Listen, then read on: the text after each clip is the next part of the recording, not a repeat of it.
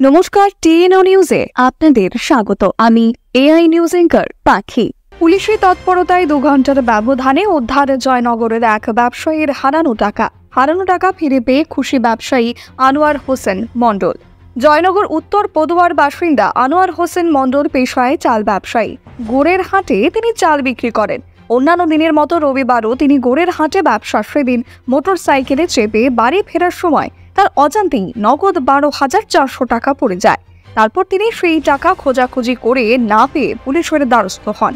তার সমস্ত কথা শুনে জয়নগর থানার আইসি পার্থসারথী পালের নির্দেশে এসআই সোমেন দালাল ও পিনাকি দাসের নেতৃত্বে পুলিশের একটি বিশেষ দল গোড়ের হাটে পৌঁছায় এবং মাত্র 2 ঘন্টার ব্যবধানে ওই ব্যবসায়ীর হারানো টাকা উদ্ধার করে।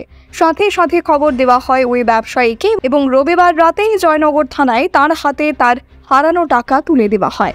হারানো টাকা ফিরে পেয়ে খুশি চাল ব্যবসায়ী আনোয়ার হোসেন। এখনকার মতো সংবাদ এ পর্যন্তই। পরবর্তী নিউজ ও আপডেটস দেখার জন্য অবশ্যই চোখ রাখুন টিএনও নিউজের পর্দায়।